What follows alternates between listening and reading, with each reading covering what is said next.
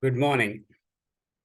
Continuing with our second series of management tips, I would like to read a story contributed by Ashita. George was short tempered and used to get angry at everything and everyone. This spoiled his relations with friends and family and made him an unhappy person. One day, while having a conversation with his good friend Tom, George said, I'm so frustrated that I cannot get rid of my anger. What do you think I should do to control my anger? Tom looked at George, thought for a moment, and said, You like good wine, right? Of course, George replied. I love wine and drink it with great pleasure. I want you to buy a few bottles of good and expensive wine, and whenever you get angry, go home, break one bottle, and spill all the wine down the kitchen sink. George exclaimed, Are you out of your mind? This is an awful thing to do. I don't want to throw away good money and good wine. You're right, Tom replied. It's a waste of money and good wine.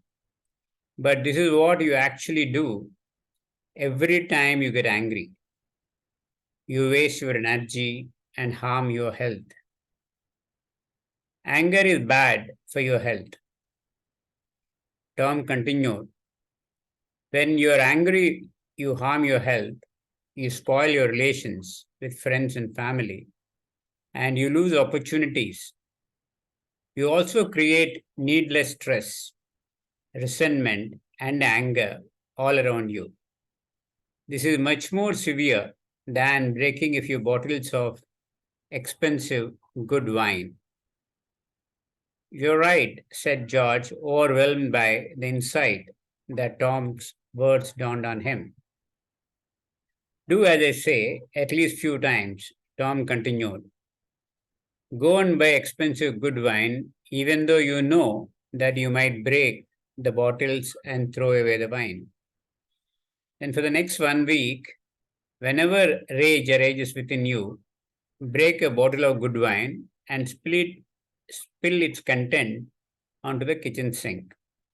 When you do so, notice how bad you feel for doing so and remind yourself that anger too creates similar bad feelings for you and for the people around. Next time you get angry, remind yourself how you felt when you broke the bottle and spilled the expensive good wine last time. Remind yourself frequently that anger creates more harm physically and emotionally than breaking a bottle of good wine. George agreed to follow Tom's suggestion. He bought a few bottles of expensive good wine and put them on a kitchen table. Every time he entered the kitchen and saw the bottles, he remembered that he should keep his temper down so that he will not have to break any bottle.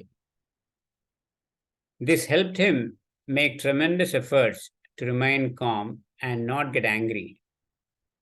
Well, he had to break a few bottles, but this taught him to make even greater efforts to learn to stay calm and avoid anger. In this way, George learned to control his temper and not to let anger control his behavior and interactions with friends and family.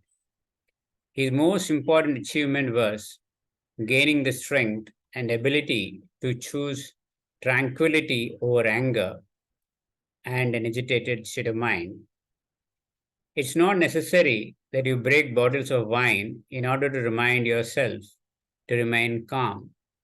Just think about the story whenever you're angry.